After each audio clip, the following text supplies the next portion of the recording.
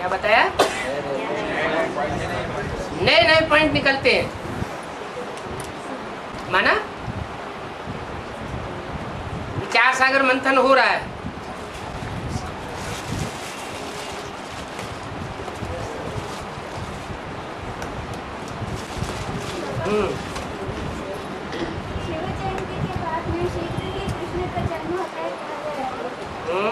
शीघ्र ही कहाँ होता है? शिव जयंती होती है माघ मास में और श्रावण मास में होती है कृष्ण जयंती। तो शीघ्र थोड़ा ही होता है। शिव जयंती है बाप की जयंती और कृष्ण जयंती है बच्चे की जयंती।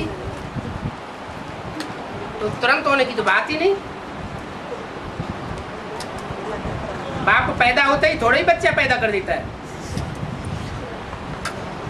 है? बाप प्रत्यक्षता रूपी जन्म ले और जन्म लेने के बाद थोड़ा परिपक्व उम्र बने तो पकती हुई एज के बाद फिर बच्चे का जन्म हो सकता है। हाँ जी, फिर कुछ और आगे कहना था ना। शिव जयंती के बाद कृष्ण जयंती होती है, फिर क्या है बताती थी अभी। 76 बाप का जन्मदिन माना गया, तो 98 बच्चे का जन्मदिन। लेकिन ये भी पक्की प्रत्यक्षता नहीं है। पक्की प्रत्यक्षता तब हो जब सारी दुनिया के सामने बाप और बच्चे की प्रत्यक्षता हो जाए। इसलिए दिखाते हैं कि रात्रि में ही बाप का जन्म और रात्रि में ही बच्चे का जन्म। दोनों का जन्म रात्रि के 12 बजे दिखाते हैं।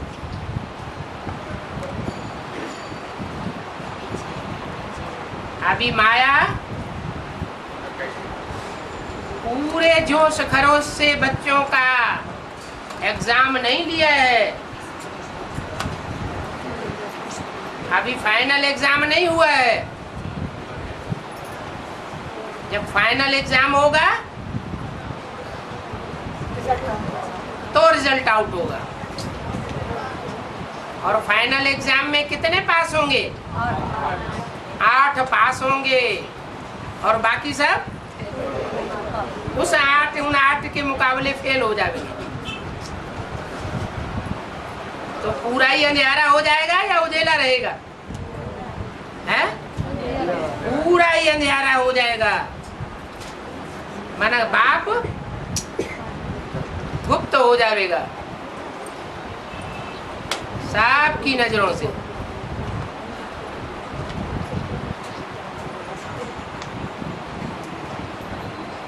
और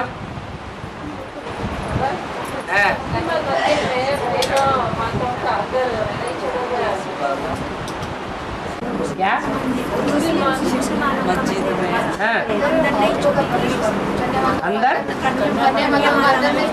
मस्जिद में कन्या माताओं को नहीं जाने देते।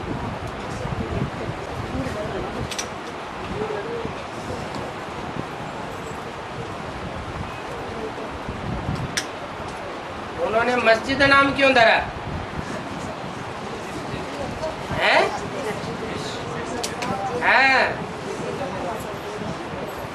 वो फाउंडेशन ही ऐसी के द्वारा पड़ता है जो मिस होती है, लेकिन जिद्द करने वाली मिस होती है।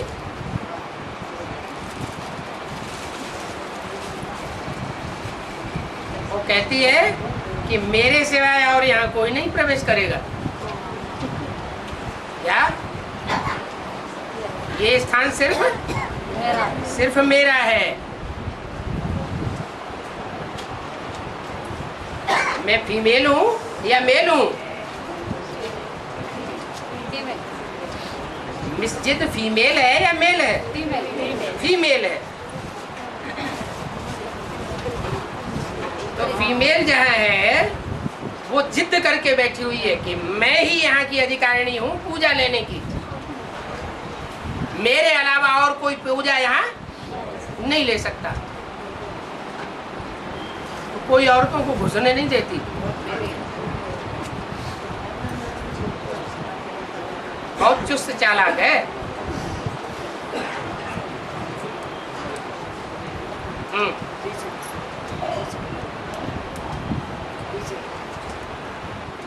आर्य समाज को गायन तरफ दिखाए ना बाबा, हैं? गायन तरफ दिखाए नहीं हो रहा। तो फिर भी वो पंचविकारों में एक विकार का जो मुख्य होता है तो उसको भी बाएं तरफ दिखाना पड़ता है। नहीं, बाईं ओर दिखाना चाहिए। हाँ। ये आर्य समाजी जो होते हैं वो किसी धर्म को नहीं मानते, सब धर्मों से उनकी आस्था उखड़ जाती है। उसका कारण यह है कि जो भी धर्म द्वापर युग से शुरू हुआ ये इतने अवसरवादी हैं कि उस नए धर्म में तुरंत घुस जाते हैं। इस्लाम धर्म आया तो इस्लाम धर्म में कन्वर्ट हो गए, क्रिश्चियन धर्म आया तो क्रिश्चियन धर्म में कन्वर्ट हो गए, मुस्लिम धर्म आया तो मुस्लिम धर्म में कन्वर्ट हो गए। तो हर धर्म से कन्वर्ट होते हुए आते हैं, इसलिए किसी धर्म में इनको सुख नहीं मिलता, क्योंकि ये नियम है स्वधर्मे निधनम से परधर्मो दुखदाई, यानी हर धर्म में दुख मिलता है। इसलिए सब धर्मों से इनकी श्रद्धा हट जाती है। आखिरी ये फिर भारत में आते हैं। जब भगवान भारत में आते हैं तो उस समय से थोड़ा समय पूर्व महर्षि दयानंद आते हैं और सब धर्म वालों को निमंत्रण देते थे कि कोई भी आकर के भारत में हिंदू बन जाए, हम उसे अपना लेंगे। तो दूसरे दूसरे धर्मों में जो आत्माएं कन्वर्ट होती रही है, दुख प्राप्त करती रही है, उन्हें मौका मिलता है। पहले तो कभी हिंदुओं को मौका ही नहीं मिला, जो एक बार कन्वर्ट हो गए कन्वर्ट हो गए, उनको कभी भी भारतवासियों ने स्वीकार नहीं किया। इसलिए हिंदुओं की जनसंख्या घटती गई और लास्ट में महर्षि दयानंद आकर के सब धर्म वालों को निमंत्रण दे देते हैं कि कोई भी आकर के हिंदू बन सकता है। तो जो अपने धर्म के पक्के होते हैं, धर्म पिता के पीछे पीछे परम धाम से उतरने वाली आत्माएं, वो तो आने वाली नहीं। कौन आते हैं? जो हिंदू से कन्वर्ट हो गए थे वही कन्वर्ट होने वाले फिर भारतवर्ष में आकर के जन्म लेते हैं और वो आर्य समाजी बनते हैं। इसलिए ये वास्तव में वाम मार्गी है कि उन्होंने अनेक जन्म कहाँ बिताए हैं? दूसरे दूसरे धर्मों में वाम मार्ग में जन्म लेते हुए बिताए। आखिरी जन्म में भारत में आ जाते हैं। इसलिए इनको किसी धर्म के ऊपर आस्था नहीं है। इसलिए जो राज्य स्थापन होता है भारतवर्ष में आखिरी धर्म का, भारत का आखिरी धर्म कौन सा हुआ? आर्य समाज। उसमें इन्होंने ये नियम बना दिया, धर्म निरपेक्ष राज्य, हमें किसी धर्म की अपेक्षा नहीं है। तुम कोई भी धर्म के हो, हिंदू हो, मुसलमान हो, अंग्रेज हो, सिख हो, लेकिन हमको वोट देते रहो, हमारी जनसंख्या बढ़ाते रहो, बस हमें धर्म से कुछ लेना देना नहीं। तो बाप क्या कहते हैं और ये आर्य समाजी क्या कहते हैं? बाप कहते हैं रिलीजन इज माइट, और ये क्या कहते हैं? हमें धर्म की कोई अपेक्षा नहीं है। तो फिर इनका राज्य कैसा चलता है? उस राज्य में कोई माइट होती है, ताकत होती है? नहीं होती। राज्य का छोटे से वर्ग का आदमी भी डकैत बन के और ऊंची गद्दी पर बैठने वाले रक्षा मंत्री की लड़की को किडनैप कर लेता है। और पुलिस की सत्ता और मिलिट्री की सत्ता कुछ नहीं कर पाती।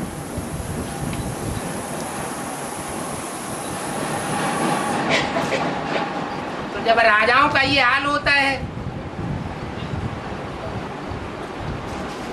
कि उस धर्म में कोई ताकत ही नहीं, तो प्रजावर्ग का क्या हाल होता होगा।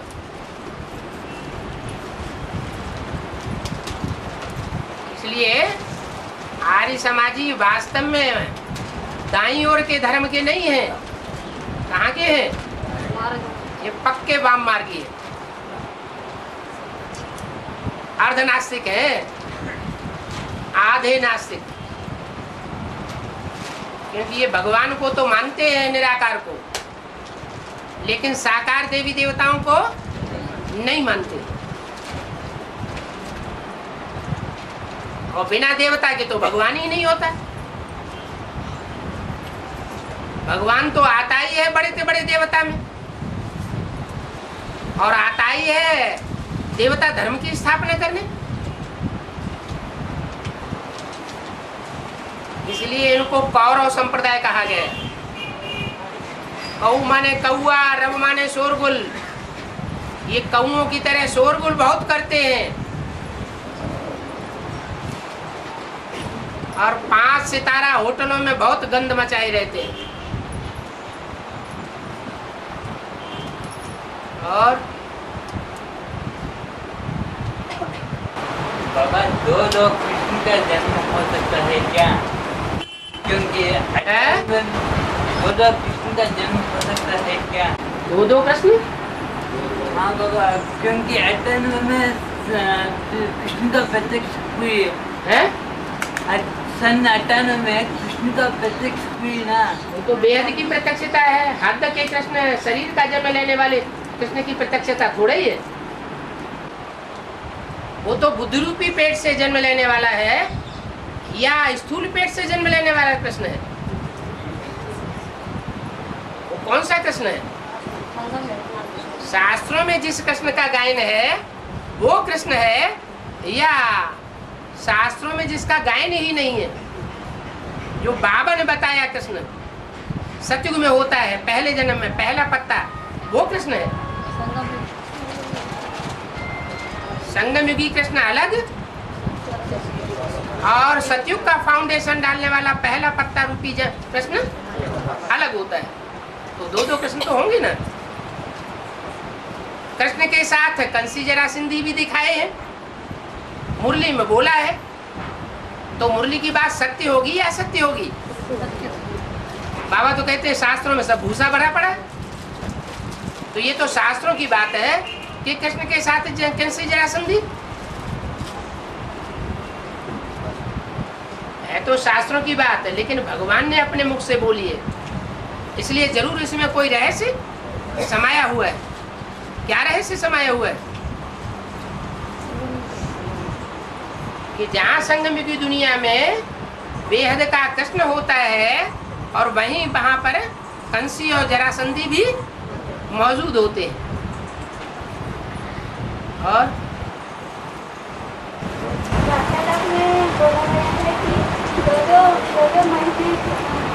दो महीने से एक बार बाबा को पत्र लिखना चाहिए। हाँ, तो कैसे करेंगे? जो बच्चे जन्म लेने के बाद, भट्टी करने के बाद अपने अपने घरों में वापस चले जाते हैं ईश्वरीय सेवा के लिए, तो वो ईश्वरीय सेवा का, अपने जिंदा रहने का कुछ तो प्रमाण भेजते रहे। अगर प्रूफ नहीं भेजते हैं तो बाबा समझते हैं ये बच्चा मर गया। चिट्ठी भेजे, ईमेल भेजे, या कम से कम फोन करते रहे, तो बाबा को विश्वास हो जाए कि बच्चा अभी जिंदा है, याद करता है, नहीं तो माया खा गई है। तो हेड ऑफिस में ही करना होगा। अरे प्रधानमंत्री कहाँ होगा? अपने हेड ऑफिस से कनेक्टेड होगा। वो दुनिया में कहीं भी घूमता रहे, लेकिन हेड ऑफिस से कनेक्शन जुड़ेगा तो उसको संदेश तो मिलेगा ही। हाँ।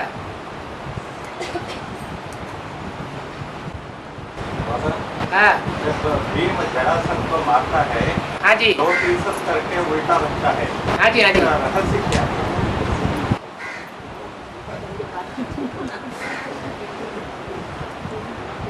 भीम माना भयंकर,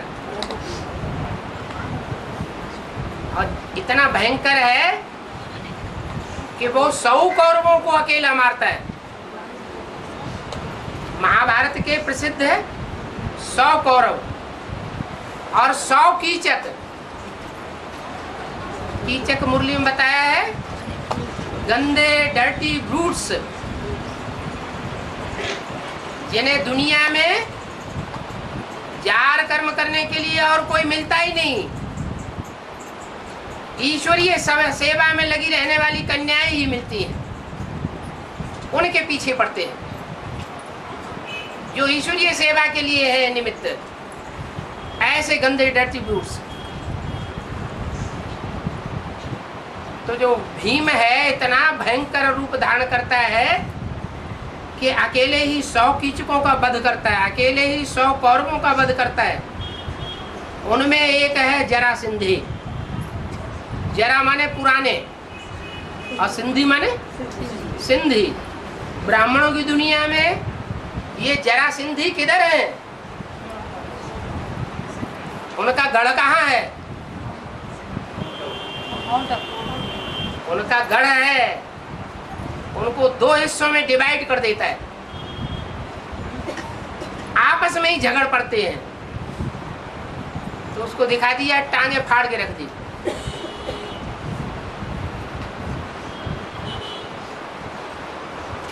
और लक्ष्मी और नारायण के चित्र में लक्ष्मी का पैर गिरे राधा और नारायण का लाल भी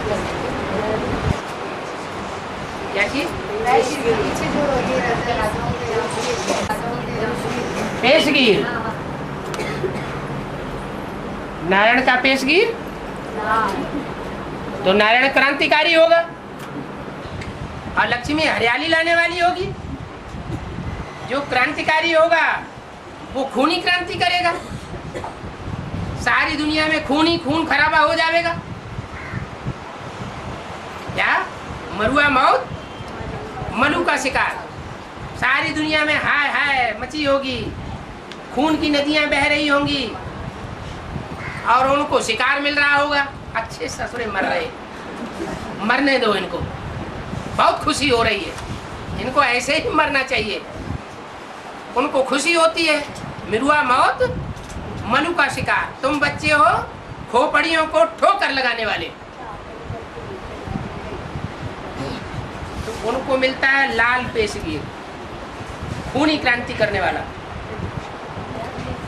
और वो है वैष्णो देवी, हरियाली लाने वाली, माने नई दुनिया जो भी स्थापन होगी यमुना के कंठे पर, उसको लाने वाली होगी। क्या ब्रह्मा को कौन सा रंग दिखाया जाता है? हरा रंग दिखाया जाता है। कहते हैं सावन के अंधे को, जो सावन में अंधा होता है, सावन के महीने में चारों तरफ हरियाली होती है और उस महीने में कोई अंधा हो जाए तो कहते हैं ये कहावत कि सावन के महीने में सावन के अंधे को सारी जिंदगी हरा ही हरा दिखाई पड़ता है। राम राज्य आया के आया, मैं जाके कृष्ण बनूंगा, ये होगा वो होगा, सतयुग में महल होंगे, कितना सुख होगा, बस हरियाली की दुनिया में रहता है। तो अंतमते सो गति क्या होगी? ब्रह्मा जिस सेकंड ब्रह्मा सो विष्णु बनेगा तो हरियाली में जाएगा या खूनी नाहक खेल में जाएगा? हरियाली में जाके जन्म लेता है। नरक के बीच स्वर्ग का वर्षा देता हूँ, तो नरक में क्या होगा? खून खराबा हो रहा होगा, और उस खून खराबे के बीच में स्वर्ग का वर्षा, हरियाली की दुनिया में वो कृष्ण जन्म लेगा। यहाँ भी क्या किया उस बच्चे ने? जब तक जीवन में रहकर पुरुषार्थ किया, चैन की बंसी बजा के पुरुषार्थ किया, या जीवन में कोई भागदौड़ परेशानी थी? चैन की बंसी बजाई। तो अंतर नहीं होना चाहिए। मैं नहीं पूछ रही हूँ, ये पूछ रही है। अच्छा अच्छा। बाबा, हाँ आदमी जब सुख में रहता है, है, आदमी जब सुख में रहता है हाँ भगवान को नहीं याद करता, बराबर और आदमी दुख में रहता है भगवान को याद करता है। है। ऐसा क्यों? ऐसा क्यों? जब दुख होता है तभी तो याद करेगा। जो सुखी है तो भगवान की क्या दरकार? भगवान दुख में आता है कि सुख में आता है? सतयुग में आता है या कलयुग में आता है? सतयुग में तो आता ही नहीं, तुम बुलाते रहो, आएगा ही नहीं, न तुम बुलाओगे। है बाबा ये सीडी में बोला है हाँ तो एडवांस पार्टियों की वजह से वो दिल्ली में जो बड़ा प्रोग्राम किया था, मेगा प्रोग्राम हाँ बीकेएस ने, हाँ वो एडवांस पार्टी भी सेवा करने के लिए परमिशन ले लिया, इसलिए वो रुका गया। हाँ। तो इसलिए ऐसे करने से वो भी बाबा भगवान का संदेश देता है ना। कौन? बीके वाले मेगा प्रोग्राम करने वाले। हाँ। अच्छा, वो संदेश मजबूरी में दे रहे हैं नहीं या पूरा प्रश्न सुनिए। हाँ हाँ, इसलिए वो भी हमको पाप लगता है ना, वो ठीक नहीं है ना, ये माता जी कहते हैं। अच्छा, आप नहीं कहते हैं। जो भी मेगा प्रोग्राम हो रहे हैं या जो भी सर्विस हो रही है बीकेएस में, वो मजबूरी से हो रही है या अंदर की इच्छा से हो रही है? तो जो मजबूरी से काम होता है उसका रिजल्ट क्या होगा? मजबूरी से काम होगा तो अपनी धन संपत्ति तो लगाई नहीं जाएगी कि अपनी बैंक में से बैलेंस निकाला और सेवा की। क्या किया जाएगा? दूसरों से संपत्ति खींच खींच करके सेवा में लगाया जाएगा। तो जब खींच खींच करके सेवा में लगाया जाएगा तो उसका रिजल्ट क्या होगा? वो सेवा तमो प्रधान हुई या सतो प्रधान हुई? तमो प्रधान सेवा से जो भी सेवा होगी, चलो संदेश मिलने की सेवा हुई, वो सतयुग में फलीभूत होगी, त्रेता में फलीभूत होगी, द्वापर में फलीभूत होगी या कलयुग में जाके फलीभूत होगी? है? कलयुग में जाके फलीभूत होगी। तो वो सेवा करना अच्छा है। वो सेवा को तोड़ना हुआ ना, ऐसा। अब वो जो कलयुग में जो कलयुग स्थापन करने वाली सेवा हो रही है, वो सेवा करना अच्छा है, उसमें सहयोग देना अच्छा हुआ ना, है? जिसमें देहधारी गुरुओं की प्रत्यक्षता हो रही हो भगवान के रूप में। ये देखो त्रिमूर्ति प्रत्यक्ष हो रही है। त्रिमूर्ति कोई अलग से देवताएं नहीं है, हम बच्चे ही तीन मूर्तियों का पार्ट बजाते हैं। उनकी बुद्धि में क्या बैठा है? उनकी बुद्धि में बैठा है ब्रह्मा विष्णु शंकर, कोई अलग नहीं होते हैं। हम बच्चे ही ब्रह्मा का पार्ट बजाते हैं, हम बच्चे ही विष्णु का पार्ट बजाते हैं, हम बच्चे ही शंकर का पार्ट बजाते हैं। तुम्हें नहीं मालूम हो तो देखो ये चित्र। तो हजारों लाखों की तादाद में पोस्टर बनाए जाते हैं, उसमें देहधारी धर्मगुरु जो शिवो हम बन के बैठ जाते हैं, उन त्रिमूर्ति शिव की प्रत्यक्षता होती है या वास्तव त्रिमूर्ति शिव की प्रत्यक्षता होती है? किसकी प्रत्यक्षता होती है? शिवो हम कहने वालों की, बन के बैठने वालों की प्रत्यक्षता होती है। ये तो अनर्थ हो गया। सेवा हो रही है या डिसर्विस हो रही है? ब्राह्मण बच्चों की असली सर्विस क्या है? बाप को प्रत्यक्ष करना या देहधारी गुरुओं को प्रत्यक्ष करना? बाप को प्रत्यक्ष करना, ये असली सेवा है। इसलिए उनकी प्रोग्राम में जाकर सेवा करने के बदले हाँ, हम ही एडवांस पार्टी वाले मिलकर के ऐसा बड़ा प्रोग्राम करके हमें ही कर सकते हैं, सबको बुला के। हमको कोई प्रोग्राम करने की दरकार नहीं है। हम तो राजा ही स्थापन करने वाले हैं। हम संदेश देकर के प्रजा बनाने वाले नहीं हैं। प्रजा तो अपने आप पीछे पीछे बन जाती है। मेहनत काहे में? राजा क्वालिटी बनाने में मेहनत है। राजा बनाने के लिए एक एक आत्मा को बैठ करके समझाना पड़ता है, मेहनत करनी पड़ती है। संदेश देना, फिर समझाना, फिर उसके बाद उसे भट्टी कराना, भट्टी कराने के बाद रेगुलर क्लासेस कराना, मेहनत है। और बाबा ने पंचवार्षिक योजना बना के हाँ जी, अपने सीट पर सेट हो गए। बाबा पंचवर्षीय योजना बना के सीट पे सेट हो गए। 76 से 80 हाँ, 76 से लेकर के 81 82 तक की जो पंचवर्षीय योजना है, हाँ, वो पूरी हो गई। वो योजना क्या है? हैं? वो योजना क्या है? योजना है कि मतलब बैगर टू प्रिंस बनना। बैगर था, बैगर माने जिसको कोई घर बार नहीं था, गलियों गलियों डोलता फिरता होगा। क्या? जिसको घर बार नहीं होगा वो कहाँ रहेगा?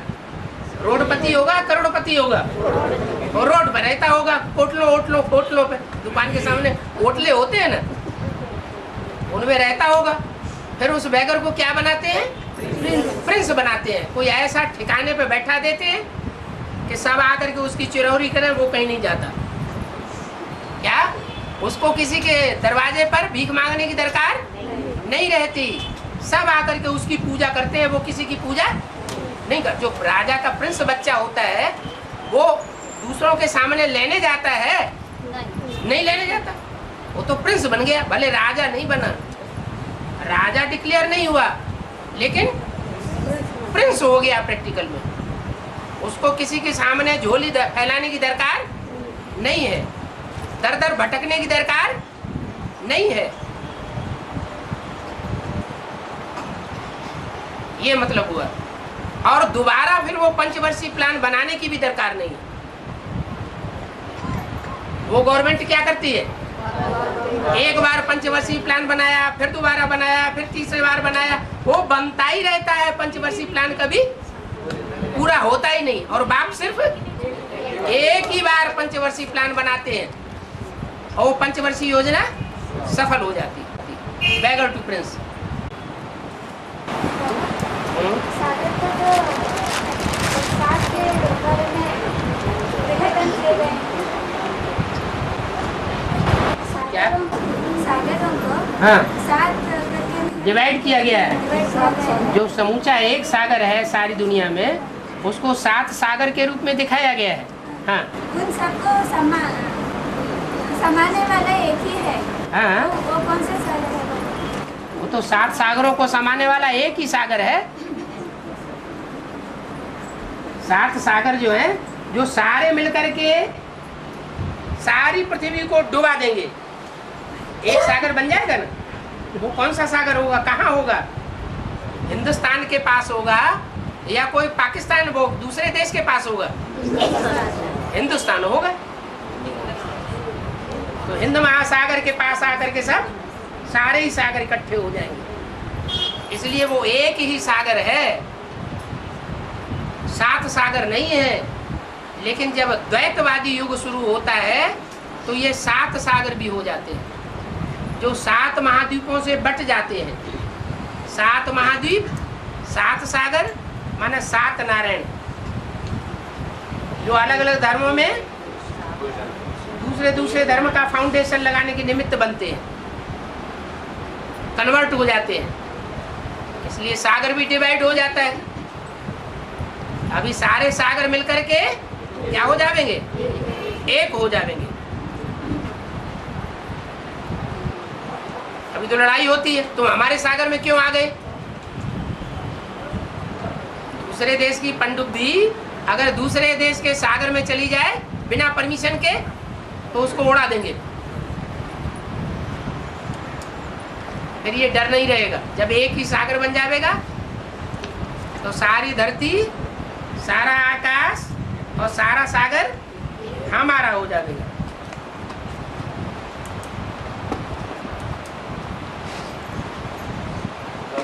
उसे कहते हैं अद्वैतवाद। न 2 सागर होंगे, न 2 महाद्वीप होंगे, आसमान भी बटा हुआ नहीं होगा। और अभी द्वैतवाद है। 2 देशों के बीच में आसमान भी बट जाता है। हमारे आसमान में तुम्हारा एरोप्लेन क्यों आया बिना परमिशन के? हमारे सागर में तुम्हारा जहाज क्यों आया पानी का?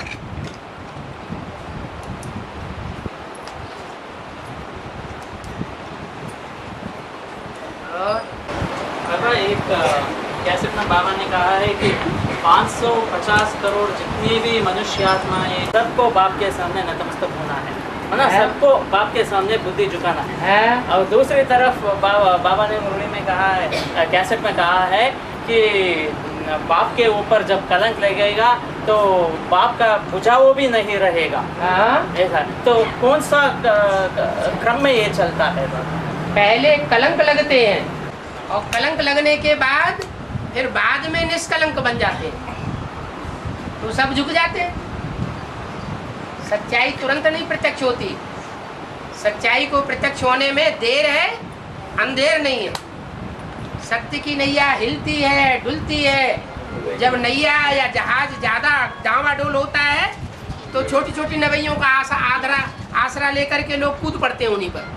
ये जहाज तो डूबने वाला है, निश्चय उखड़ जाता है और छोटी छोटी नवैयों, छोटे छोटे पत्तों और तिनकों का सहारा ले लेते हैं। फिर बाद में क्या होता है? सागर डूबता नहीं है और वो किनारे पे लग जाता है, तो डूबने वाले डूब गए तो घाटा हो गया ना। इसलिए वो अंत समय नहीं है, वो तो एक परीक्षा है माला के नंबर बनाने के लिए। वो कलंक जब लगता है वो एक परीक्षा है। हाँ जी, वो माया जो है विकराल रूप धारण करती है तो ये साबित करती है ये तो बहुत नीचे है, ये भगवान नहीं हो सकता। और तुम्हारे विश्वास को, निश्चय को माया हिला देती है। तो जो बहुत ज्यादा सहयोगी है वो भी टूट पड़ते हैं। जगन्नाथ को टूटी हुई भुजाएं दिखाई जाती है।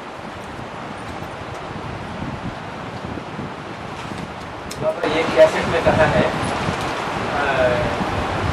हम जब बेसिक ज्ञान लिया तो जो परमात्मा के बारे में जानते थे क्या नहीं है, जब ये पैसा एडवांस लिया तो एडवांस ज्ञान के बारे में भी नहीं जानते थे। इसलिए जो जब लिया तब नहीं जानते थे, लेने के पहले। हाँ, इसलिए जब ज्ञान सब लेने के बाद फिर बाबा के बारे में पूछ करके प्रश्न क्यों पूछते? इसलिए कोई भी प्रश्न पूछना है तो ज्ञान के बारे में नहीं पूछना। ये तो कोई बात नहीं हुई। बाबा तो कहते हैं यहाँ शूटिंग हो रही है। जो भी आत्मा जिस समय आती है सतो प्रधान स्टेज में आती है। जब सतो प्रधान स्टेज में आती है तो सरेंडर बुद्धि हो जाती है ढंग से, और धीरे धीरे फिर दूसरों का संग लगना शुरू होता है। तो दूसरों की बात सुनते सुनते संग का रंग लगता है, अवस्था नीचे गिरती है। जब ज्यादा अवस्था नीचे गिर जाती है तो प्रश्न ढेर सारे पैदा होते हैं। वो ढेर सारे प्रश्न पैदा होते हैं, इसका मतलब कन्वर्सन हुआ है बुद्धि का। जो सात्विक स्टेज शुरुआत में थी, एडवांस कोर्स लेते समय, एडवांस भट्टी करते समय, वो स्टेज अभी, वो उमंग उत्साह की स्टेज अभी नहीं रही। प्रश्न चित्त होने लगे, प्रसन्न चित्त, वो स्टेज खलास होने लगी। ये तो होता ही है, इसमें नई बात क्या है? जो शूटिंग है वो ऊपर से नीचे की ओर उतरती है ना। फिर आगे जो विष्णु से ब्रह्मा बनने में कितना टाइम लगता है? 5000 साल लगते हैं। तो चारों युगों की शूटिंग तो होगी ना गिरती कला की। चढ़ती कला 1 सेकंड में, तेरे बाने सर्व का भला। नहीं बाबा, आगे पॉइंट है। हाँ। इसलिए ज्ञान के बारे में नहीं पूछना है, अपनी ज्ञान को अपनाने के लिए, जीवन में धारण करने के लिए जो भी कठिनाई आती है या कंफ्यूज आते हैं वो बाबा से पूछ सकते हैं। नहीं, जो भी प्रश्न क्रिएट होते हैं अंदर दूसरों के संग के रंग से ही, उन प्रश्नों का समाधान कर देना ज़्यादा अच्छा है। उससे अपना भी कल्याण होगा और इस तरह के दूसरों के अंदर अगर प्रश्न पैदा हो रहे हैं, क्योंकि हम तो प्रभावित हुए, लेकिन हमारे जैसी प्रभावित होने वाली प्रजा और भी तो बने होंगे, तो उन सबका कल्याण हो जाएगा। नहीं तो वो सब उस प्रश्न को लेकर के डूबते हो, उछलते रहेंगे, तो अकल्याण बहुतों का होगा। तो हम कल्याण करने के निमित्त बने हैं, कल्याण करने के। अपना भी कल्याण होता है, दूसरों का भी कल्याण होता है। अगर उस प्रश्न को इस देवान में आकर के हमने छुपा लिया कि हम तो विधर्मी साबित हो जाएंगे, हम तो किसी के प्रजा साबित हो जाएंगे, और हमने उसको बाहर नहीं निकाला, तो वो अंदर अंदर बढ़ता रहेगा या खत्म हो जाएगा और अंदर अंदर बढ़ेगा। पॉजिटिव दृष्टि से पूछना ठीक है। हाँ जी, हाँ जी, हाँ जी। कोई प्रश्न पूछा जाता है, कोई प्रश्न पूछा जाता है जिज्ञासा शांत करने के लिए, और कोई प्रश्न पूछा जाता है अपोजिशन करने के लिए। इस मुरली में तो ऐसे कहा, उस मुरली में वैसे कहा, इसका क्या जवाब? दोगला हो ना, तभी तो दो दो बातें बोलते हैं। लेकिन उसका पॉजिटिव रूप से समाधान मिल सकता है। ऐसे तो बेसिक नॉलेज में भी होता था। बेसिक नॉलेज में भी एक मुरली में बोला ये लक्ष्मी नारायण तो बुद्धू है, दूसरी मुरली में बोला ये लक्ष्मी नारायण तो समझदार है। तो जो नेगेटिव होकर के सुनेंगे उनको तो संशय पैदा हो जाता है, ये क्या बात हो गई? दो दो बातें, डायरेक्ट दो दो बातें बोलता है भगवान।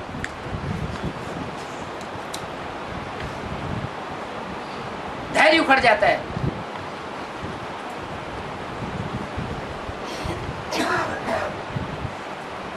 बाबा गीत गा गा के सुनाते रहते हैं मुरली में, धीरज धर मनुआ धीरज धर, तेरे सुख के दिन आवेंगे। प्रश्न तो ज्ञान के है ना बाबा, ज्ञान के ही तो प्रश्न पूछते हैं। ज्ञान के प्रश्न तो पूछते हैं, लेकिन जो ज्ञान के प्रश्न पूछते हैं वो उनमें अज्ञानता का भी कहीं से वो भाषणा आ रही है ना, कि अंदर कभी कहीं अज्ञानता है, उस ज्ञान का समाधान तो नहीं है ना, तभी तो पूछते हैं। नहीं बाबा, कभी कभी समाधान होता है, फिर बाबा से और आगे तो मिल सकता है। बाबा तो नहीं पूछेंगे तो भी देंगे सारा ज्ञान। ये कैटेगरी अलग अलग होती है। कोई बच्चों के अंदर कोई प्रश्न नहीं आते, दूसरे प्रश्न उनके अंदर क्रिएट करें तो भी क्रिएट नहीं होते, वो इंटरेस्टेड ही नहीं है। वो कहते तुम ही पूछो, हमारा कोई प्रश्न नहीं है, हमें इंटरेस्ट नहीं है प्रश्न। ऐसे भी है।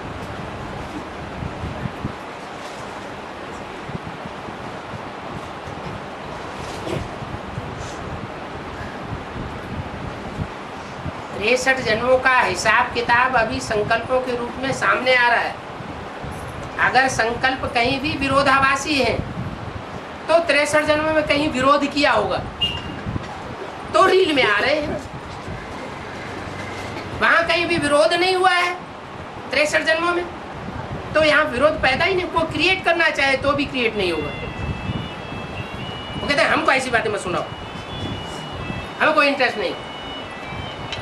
कोई काम दे करके सुनेगा, ऐसे है, हाँ बिल्कुल बात सही है, तुम्हारी बात बिल्कुल सही है, ऐसा ही है।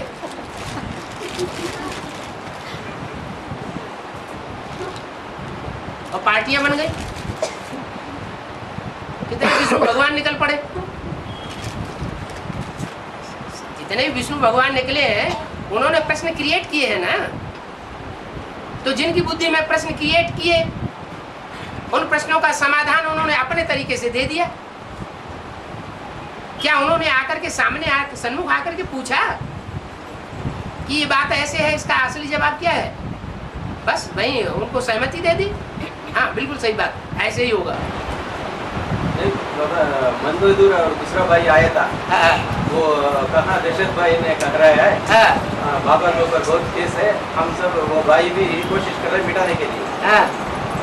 इसलिए हम बोला जो मिटाने के लिए तो ऐसा लेटरेट में लेके आओ, बैठ के बातचीत करेंगे करके, दोनों साथ में बैठ के बात करेंगे, ऐसा कहा मैंने।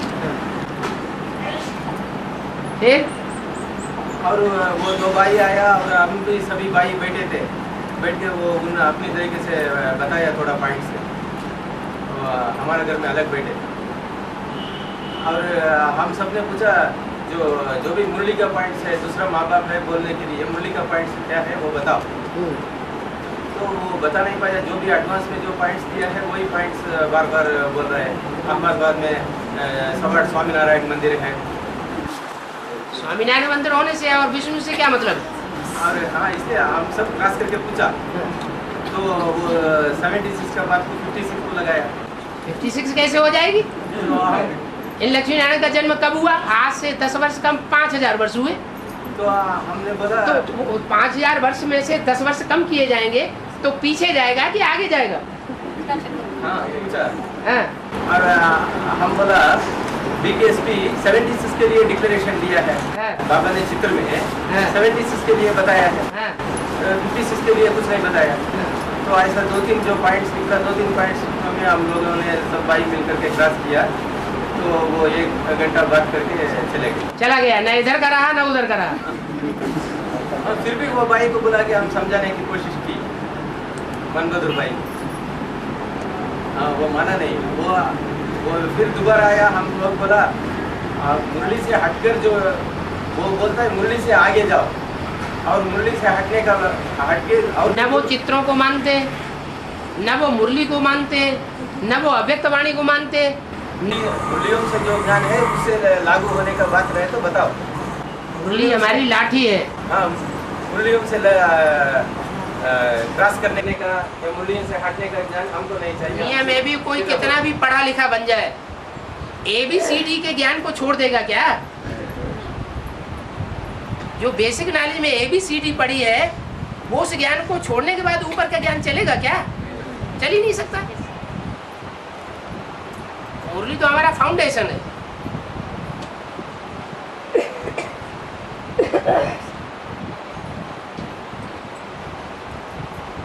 इसीलिए फिर झूठे साबित हो जाते हैं।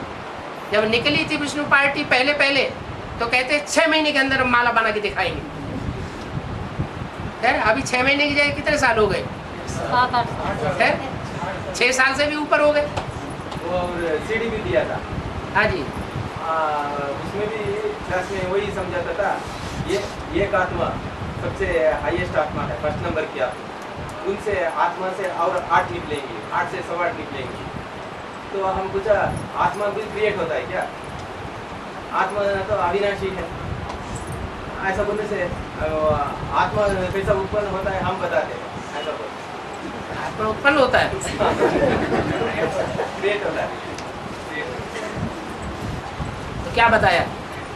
नहीं पता, आप चुपचाप जैसा बेसिक कोर्स लिया, एडवांस कोर्स लिया, ऐसा हमारा भी 7 दिन का कोर्स पूरा ले लो। आकर के सुनिए, आइए, पैसे आपके पास में हो तो हम दिलवा देंगे। आने के भी जाने के भी, साथ में खाना भी बनवा देंगे।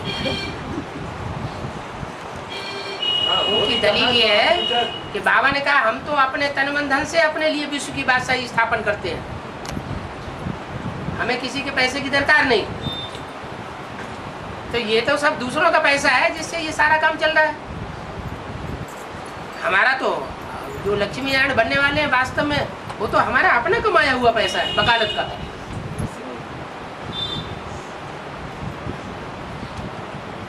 बाबा हाँ शंकर ने कामदेव को भस्म किया। हाँ जी, एक तरफ, हाँ जी, एक तरफ ये पॉइंट है। हाँ। और दूसरी तरफ जितने भी रुद्रमाला के आत्माएं हैं, पुरुष चोदा वाले रुद्रमाला के आत्माएं हैं, वे सब दुर्योधन दुशासन वाले हैं। माना पुरुष चोदा वाले जो हम हैं वो दुर्योधन दुशासन वाले हैं, वृत्ति वाले हैं। इस दुर्योधन दुशासन वाली वृत्ति से बाहर आने के लिए, देहाभिमान के विष से बाहर आने के लिए क्या हम भी भस्म कर सकते हैं काम विकार को?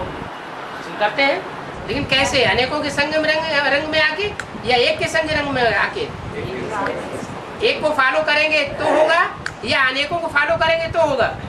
मनमत पे चलेंगे तो होगा या मनुष्यों की मत पर चलेंगे तो होगा या एक श्रीमत पर चलेंगे तो होगा? बाबा जब आते हैं तो भाइयों के अलग और बहनों के अलग समय देने से, पर्सनल बाबा से बात करने के लिए भाइयों के अलग समय, बहनों के अलग समय देने से अच्छा होगा। अलग समय देने से अच्छा होगा? हाँ, कभी भी बहनें ही मिलके रहता है, माता एक न्याय, भाइयों को बैठने नहीं देते।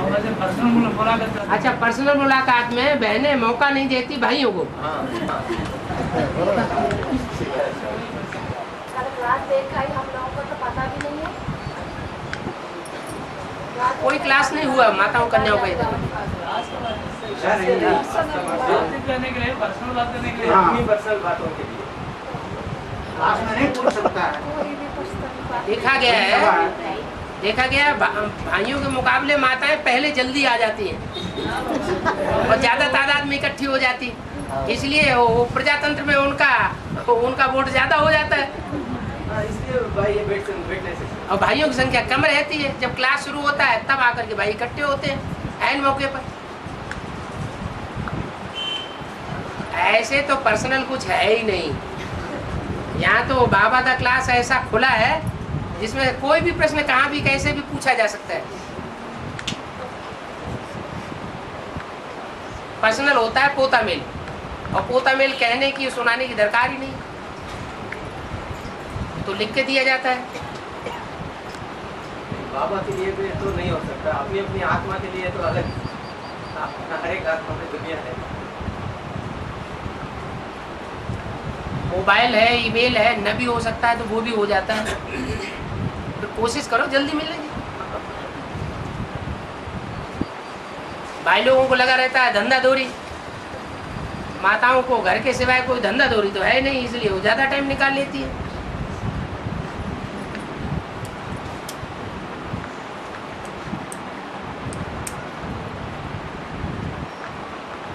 और जो उनको सेवा कर रहे थे उस समय हम बोले, जो अभी ध्यान में बाबा बताते हैं कि भक्ति मार्ग में देवियाँ उनको बलि चढ़ाते हैं, वो ऐसा वो क्या बकरी को बलि चढ़ाना नहीं, मैं करके जो अहंकार है उसको बलि चढ़ाना, ऐसे हम समझ रहे थे। तो उस समय वो माता पूछी कि बाबा भक्ति मार्ग की प्रूफ देख करके क्यों सुनाते ज्ञान को, क्यों नहीं सुनाते? क्योंकि संगम युग में भक्ति मार्ग की सारी बातों की शूटिंग होती है, इसलिए भक्ति मार्ग की सारी बातों को उठा करके समझाते हैं ताकि टैली कर सको वहाँ के रिचुअल को, वहाँ की परंपराओं को। भक्ति मार्ग की जो भी परंपराएं हैं उनका फाउंडेशन कहाँ पड़ता है वास्तव में? संगम युग में पड़ता है। तो संगम युग में वास्तव में होता है, और वहाँ तो डुप्लीकेट होता है सारा काम। वहाँ अंधश्रद्धा पूर्वक होता है और यहाँ श्रद्धा विश्वास पूर्वक होता है, असली काम होता है। देवियाँ महाकाली के रूप में निकलेंगी तो मैं पने की बलि चढ़ जाएगी। अमरनाथ में जो मिशन से ही हिंदू का जो शिवलिंग बनता है ना, वो अभी नहीं बनता है। उसको तो एक व्यक्ति बनाता है, क्योंकि दर्शन करने वालों को दर्शन करने वालों ने निराश नहीं होना है। तो इसका मतलब क्या है बाबा? बाबा ने तो मुरली में कहा कि बाबा जब अमरनाथ की यात्रा में गए तो उन्होंने तो ये देखा कि एक ब्राह्मण छोकरा था, वो जाके शिवलिंग बनाता था, अपने आप थोड़ा ही बनता था। कोई ब्राह्मण छोकरा था जो सवेरे सवेरे मंदिर में घुस करके वहाँ बर्फ का लिंग बना देता था, वो शाम तक बना रहता था, उसकी लोग पूजा करते रहते थे। अभी बाद में ये भी सुना गया कि पहाड़ के अंदर कोई मशीन बना के रख दी गई, उस मशीन में से बर्फ निकल के ऊपर उसके ऊपर धीरे धीरे गिरती रहती है। अभी तो गर्मी इतनी ज़्यादा बढ़ेगी, ओजोन किरण फट रही है ना, तो इतनी ज़्यादा गर्मी बढ़ेगी कि शिवलिंग बनने की बात ही नहीं रहेगी।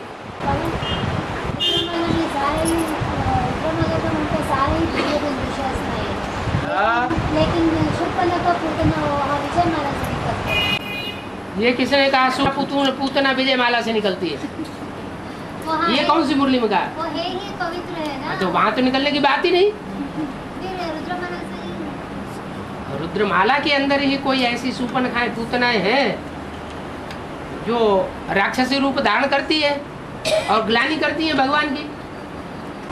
लेकिन ये भी बताया है और शरीर चोरी होते हुए भी रुद्रमाला का मंडला पूर्ण संस्कार है। हाँ तो क्या हुआ? लेकिन है शूर्पणखा का? हाँ, अरे जब पुरुष संस्कार है, स्वभाव संस्कार सारा पुरुष का है, तो जो जब वो पुरुष चोला धारण करेंगे तो कौन सा रूप हो जाएगा? जब हार्मोन से चेंज होंगे और वो पुरुष का रूप धारण कर लेंगे तो कौन सा रूप हो जाएगा?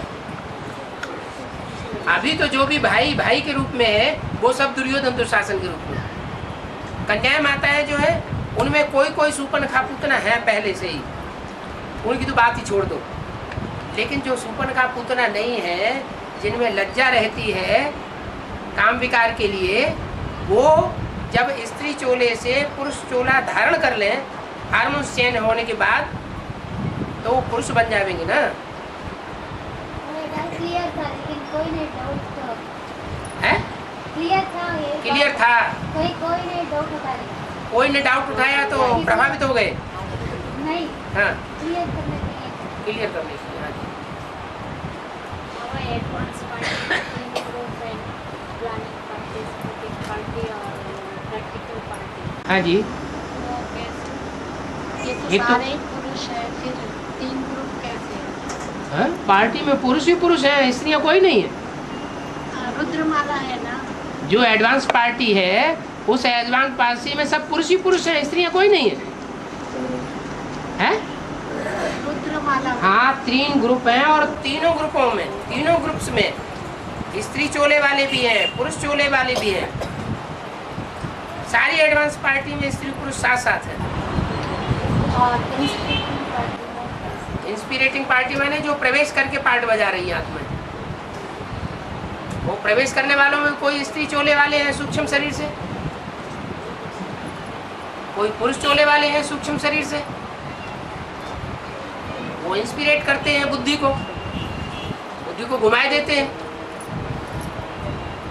कोई में दूसरे धर्म की आत्मा प्रवेश करती है तो बुद्धि को घुमाए देती है। पहले वो बड़ी महिमा करते हैं, भगवान आया हुआ है, भगवान आया हुआ है। फिर वो आत्मा प्रवेश करती है, बुद्धि घुमा देती है। अंदर ऐसे ही चले गए थे वहाँ देखने के लिए कि वहाँ क्या होता है। कोई नहीं, भगवान आया हुआ है, शैतान है। तो किसने बुद्धि घुमाई थी? जो प्रवेश करने वाली आत्मा है उसने बुद्धि घुमाई दी। उसके संस्कार ऐसे हैं, वो ज्ञान को नहीं समझ सकती गहराई से। इंस्पिरेटिंग पार्टी उसमें भी स्त्री चोले और पुरुष चोले हैं। प्लानिंग पार्टी जो उससे में मनन चिंतन मंथन कर रहे हैं साकार शरीर से, जिन साकार शरीरों में वो आत्मा प्रवेश करके उनकी बुद्धि को घुमाती भी है, लेकिन थोड़े समय तक घुमाएंगी। आखिरी प्रवेश करने वालों को हार खानी पड़ेगी। और तीसरी पार्टी है प्रैक्टिकल पार्टी। प्रैक्टिकल पार्टी वो अभी निकली नहीं है, लेकिन प्योरिटी की धारणा में प्रैक्टिकल है। दिव्य गुणों की धारणा में प्रैक्टिकल पार्ट अभी भी बजा रही है। ज्ञान नहीं है। ज्ञान मिल जाएगा तो सोने में सुहागा हो जाएगा,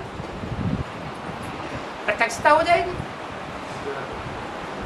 तीनों ही पार्टियों में स्त्री और पुरुष हैं। अभी होता है ना, जब आप दुख हो जाते हैं तब सारा ही अंधेरा में आ जाते हैं। लेकिन अष्टदेव जो है बाप के साथ रहे नंबर 1 हैं? अष्टदेव बाप के पास रहे थे ना, पास में था ना, अष्टदेव हैं, उनके नंबर नहीं बनेंगे। बनेंगे नंबर जब 1 उनके भी नंबर बनेंगे तो थोड़ा टाइम के लिए उनको भी अनिश्चय आना जरूरी है या नहीं है? है? नहीं तो नंबर कैसे बनेंगे? कैसे पता चलेगा ये अव्वल नंबर है, ये द्विम नंबर है, ये तीसरा नंबर है? वाणी में तो बोला हुआ है 1 सेकंड की भी देरी की तो मड़का नीचे उतर जाएगा। 2 सेकंड की देरी हुई तो मड़का और नीचे उतरेगा। जितना नीचे गिरेंगे उतना बाबा से दूर हो जाएंगे। तुरंत फैसला करना पड़े क्या राइट है क्या रंग है।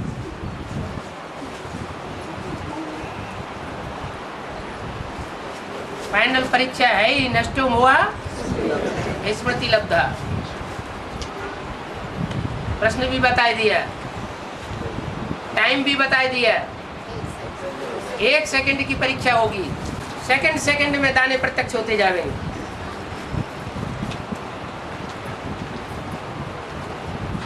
कोई तो फैसला करने में वर्षों लगाए देते हैं।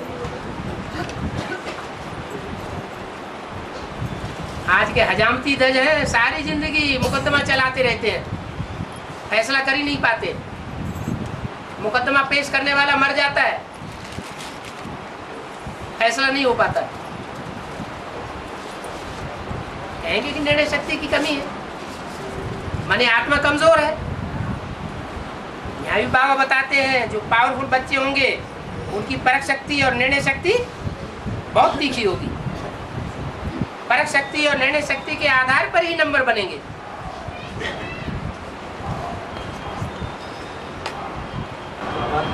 और बेसिक है जो सरेंडर होते हैं वो रह जाते हैं।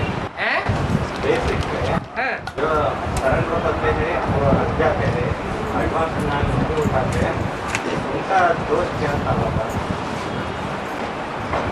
बेसिक में जो सरेंडर होते हैं वो एडवांस में आ नहीं पाते। जो सरेंडर होने वाले नहीं आए एडवांस में, अंदर वाले रह जाए बाहर वाले रह जाए ऐसा बोल रहे हैं। अंदर वाले रह जाएंगे। हाँ, इसके अंदर नहीं, अंदर वाले सब तो नहीं रह गए। एक बात बताई कि ये भी होगा कि अंदर वाले बहुत से रह जाएंगे और बाहर वाले ले जाएंगे। तो ऐसा तो नहीं कि सारे ही अंदर वाले रह गए, सरेंडर आए ही नहीं। या तो बहुत सी ऐसी कन्याएं जो वहाँ भी सरेंडर हो गई और सरेंडर होने के बाद यहाँ भी आ गई। नहीं बाबा, वो भाई का कहना है हाँ। उनका दोस्त जल्दी से आ नहीं पाते। हाँ? अभी सरेंडर होके वहाँ रह गया, हाँ, रुके यहाँ जल्दी से एडवांस जल्दी आकर के नहीं आने वाले आ जाते हैं। आ जाते हैं। अभी जो आ नहीं सकता है, ज्ञान अभी नहीं समझ सकता, वो लास्ट में आ सकता है। इसका कारण क्या है? पर वो जो वहाँ रह जाते हैं बाबा, वो बुद्धि से निर्णय नहीं कर पाते। ठीक है, उन्होंने अपना गुरु ही ऐसा देहधारियों को बनाया हुआ है, जो जिस धर्म का होगा वो उसी की बात मानेगा। कोई कितना भी अच्छा समझाने वाला हो, ब्रह्मा ही डायरेक्ट क्यों न उतर आए, भगवान ही क्यों न उतर आए उनको समझाने के लिए, वो मानेंगे नहीं।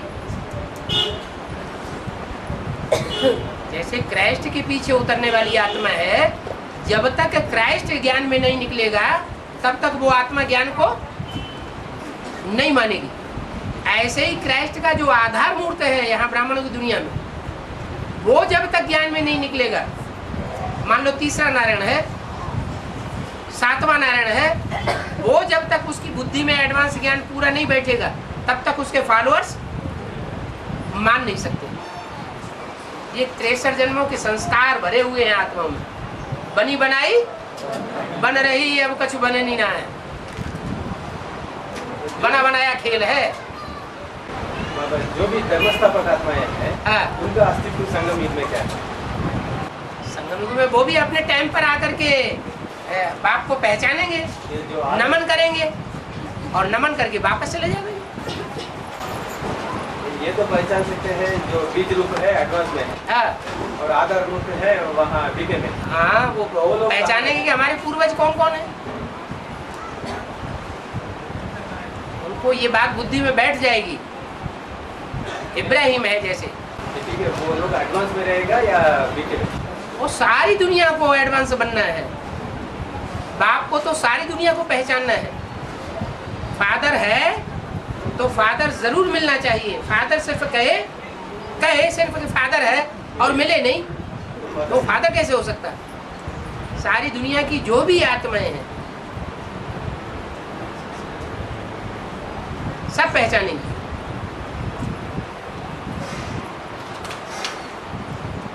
एडम को कौन सा धर्म वाला नहीं मानता?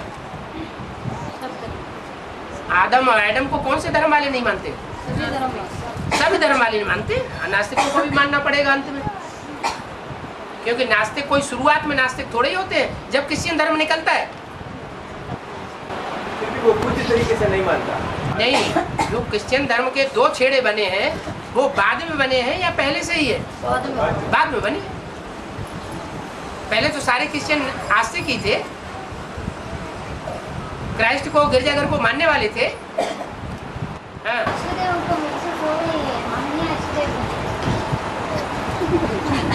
बाबा कुछ न कुछ अव्यक्त वाणी में इशारे देते रहते हैं।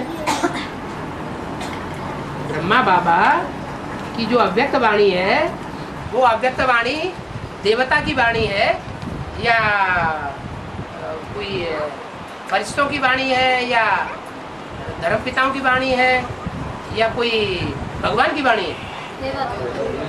देवता की वाणी है ना, तो वो देवताओं को सपोर्ट करेगी कि नहीं करेगी? तो सूर्यवंश में जो देव आत्माएं हैं उनको सपोर्ट करती है। तो उस वाणी में ये ऐसे ऐसे वाक्य आ रहे हैं कि जैसे इन्होंने दीदी दादियों का आदि में श्रृंगार किया था, आदि में श्रृंगार किया था तो अंत में भी ज्ञान रत्नों से श्रृंगार करने के निमित्त बनेंगे। फिर कहीं बोल दिया तुम बच्चे बाप दादा के बगैर नहीं रह सकते, बाप दादा तुम्हारे बगैर नहीं रह सकते। तो आप उन लोगों को किस तरीके से श्रृंगार करते है ज्ञान तत्वों से। अभी उनके पास उनके अंदर एडवांस नॉलेज कहाँ है? वो तो नहीं है, हम किस तरीके से यहाँ लेटर करेस्पॉन्डेंस करना या है ये दादी दीदियों के लिए हम लेटर करेस्पॉन्डेंस करना या किस तरीके से करना? लेटर्स लिखना है क्या?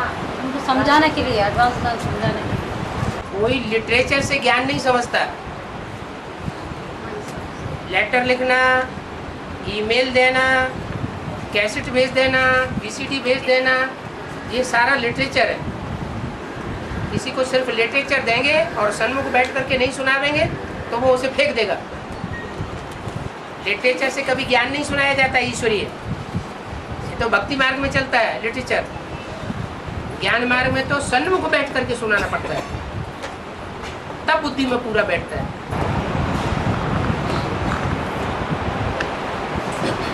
सन्यासियों की पवित्रता से जैसे गृहस्थ की पवित्रता का पलड़ा भारी होना चाहिए, हाँ? हो सकता है।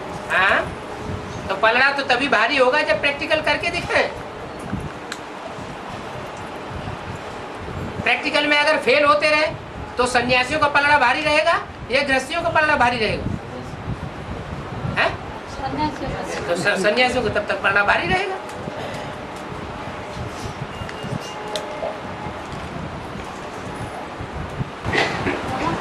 जितना मानव में ममता नीचे गिरेंगे उतना बाबा से दूर हो जाएंगे।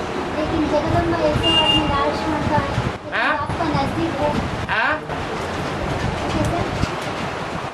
उसने कोई ऐसा राज की बात सीख ली होगी जो औरों ने नहीं सीख पाई। जो राजयोग की गहनता है वो उसने समझी होगी, दूसरों ने नहीं समझी होगी। बाबा ने कहा है कि तीन धर्मों को एक समय पर ही क्या स्थापित किया जाता है। वो कैसे? ब्राह्मण, देवता और क्षत्रिय।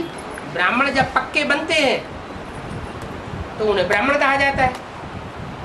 जो पक्के ब्राह्मण होते हैं उनको एक तरफ किया जाता है नई दुनिया में तो वो देवता कहे जाते हैं, और जो रह जाते हैं वो सब क्षत्रिय।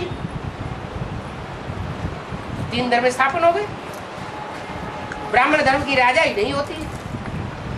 क्या ब्राह्मणों को सेवादारी बन करके रहना है? यहाँ किसी के ऊपर कंट्रोल नहीं चलाना है।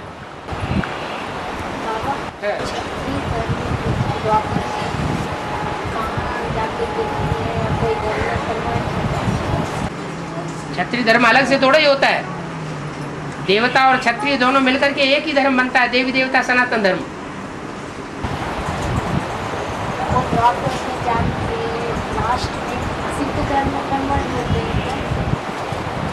सब क्षत्रिय नहीं कन्वर्ट होते। जो हट्टे कट्टे होते हैं लेकिन दिमाग से थोड़े कमजोर होते हैं, माने ज्ञान को पूरी गहराई से नहीं उठाया होता है जिन क्षत्रियों ने, वो जाकर के सिख बन जाते हैं।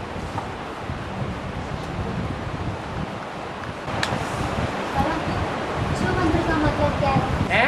शिव मंदिर का मतलब क्या है? शिव मंदिर का मतलब छू मंत्र माना जादूगरी कर देना। बाबा का कोई नहीं छू मंत्र होगा आगे चल करके। जो बाबा ने बोला ऐसी तीखी दृष्टि देंगे जो तुम बच्चे ठहर नहीं सकेंगे, जिसको देखेंगे वो ही पलट जाएगा। मुख से सुनाने की भी दरकार नहीं रहेगी।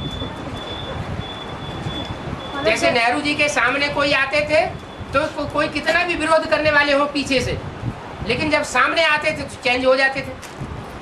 ये कौन सी शक्ति है?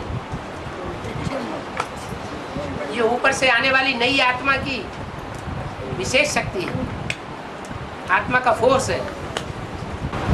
लेकिन बाबा को कोई भी मंत्र कर सकते हैं क्या? करके देखो। अगर होता तो सारा ये करके पीछे रहते थे। बाबा के ऊपर करके देखो। ब्रह्मा कुमारियां तो करवा के देख रही है, बाबा के ऊपर भी करवा रही है, बाबा के बच्चे के ऊपर भी करवा रही है तांत्रिक मंत्रिक।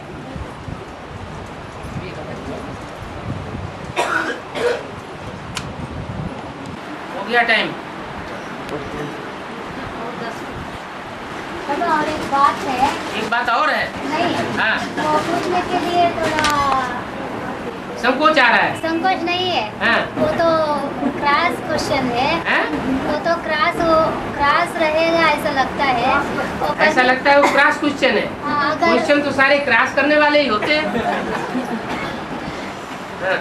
भावना के आधार होता है ना। हाँ? भावना के आधार होता है। हाँ। बाबा गलत नहीं समझे तो पूछने के लिए। मैंने बाबा गलत समझता भी है। तुम्हारा बाबा गलत समझने वाला भी है। नहीं है। समझू कम है। बाबा के मुकाबले तुम्हारी अकल ज्यादा तीखी है ना। चलो। हाँ। सकते हैं। हैं? अरे, इतनी देर से और क्या चल रहा है?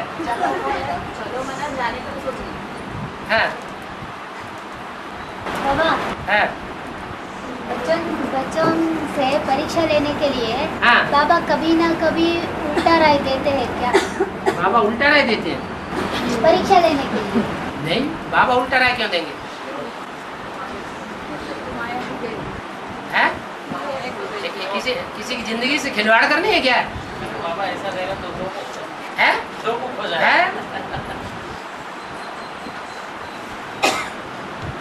हाँ जी। नहीं, एक बात आया। तो इसका मतलब कोई बात है जो बाबा ने उल्टी राय दी है किसी को? तुम्हारी बुद्धि में है जरूर कोई बात। नहीं बाबा। क्लियर करो। नहीं, कोई ऐसा एक बात आया। एक बात आया वो निकाल के बाहर करो। परीक्षा लेने के लिए बाबा उल्टा राय देंगे। ये किसने कहा? ये मुरली में कहा, अव्यक्त वाणी में कहा, कहीं क्लैरिफिकेशन में कहा, कहाँ कहा गया है? ये किसी मनुष्य ने या तुम्हारी मनमत ने कहा? पता नहीं सकते। पता नहीं, मैंने कोई की भी बात अंदर धारण कर लेते हैं। हाँ। दक्षिण भारत में मुरुडेश्वर के तीर्थ क्षेत्र है। मुरुगेश्वर।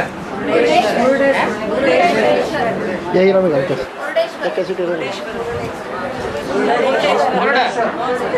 मुरड माने क्या? मुड़काड़ मूल नाम सुना है? एक गांव का नाम है मुड़काड़ मूल।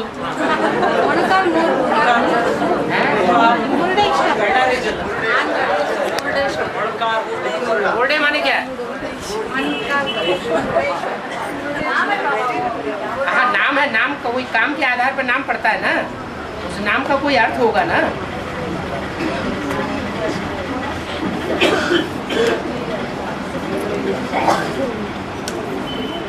हाँ। शंकर का बड़ा मूर्ति बना है बाबा। हाँ। उसमें जो डमरू पकड़ा है ना शंकर जी ने, हाँ। वो हाथ में टूट गया है। अच्छा। फिर सब हाथ में खड़े हैं, वो हाथ एक ही टूट गया। वो कैसे बाबा? वो क्यों टूट गया? जो डमरू बजाते बजाते एक हाथ टूट गया। इससे टूट गया कि मुड़ गया? तो मुर्डेश्वर हो गया है। उसके ऊपर जो बिजली पड़ गया बारिश है ना, हाँ, तो ये आती है उसके ऊपर गिरती है वो। इंद्र देवता का प्रकोप हो गया उस हाथ के ऊपर। अच्छा, तो डमरू वाला हाथ गिर गया। अब डमरू वाला हाथ कौन सा होता है मालूम है? डमरू जो होता है ना, वो दोनों तरफ बजता है। इधर भी गड़क करेगा, दाईं ओर भी, बाईं ओर भी गड़क करेगा। गड़क गड़क गड़क गड़क गड़क गड़क गड़क गड़क गड़क, माने दोनों तरफ बजता है, दोनों तरफ आवाज करता है। वो वास्तव में है कार्तिकेय। वो आत्मा है जो शिव को प्रत्यक्ष भी करती है कभी, और फिर कभी 6 धर्मों के प्रभाव में आकर के 6 मुख से बात करती है। सीधी बात भी करती है, फिर उल्टी बात भी करती है। कभी भक्ति मार्ग वालों के प्रभाव में आती है, कभी ज्ञान मार्ग वालों के प्रभाव में आ जाती है।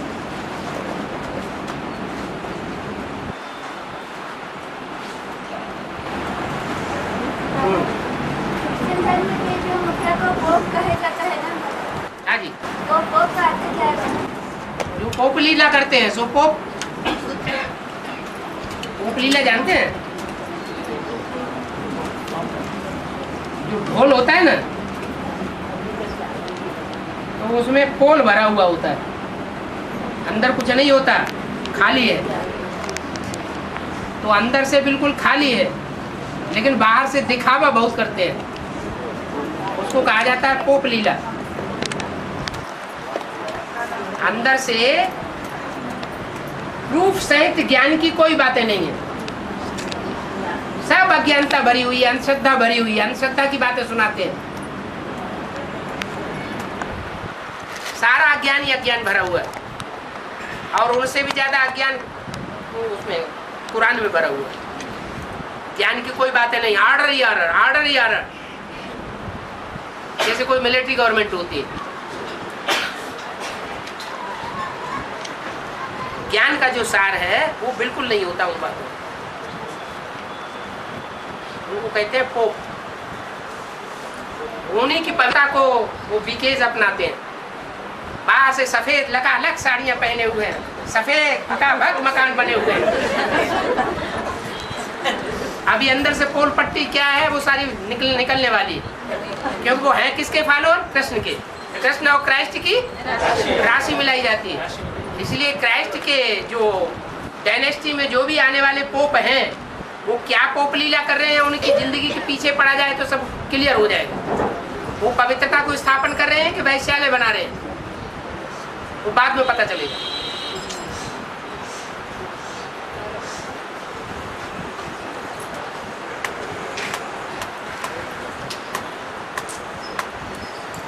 उसको कहते हैं पोप लीला।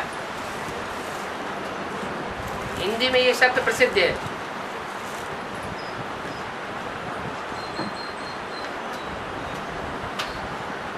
हेड भी तो पोप होता है, उनका हेड भी पोप होता है। हाँ, उनका हेड जो होता है वो पोप होता है।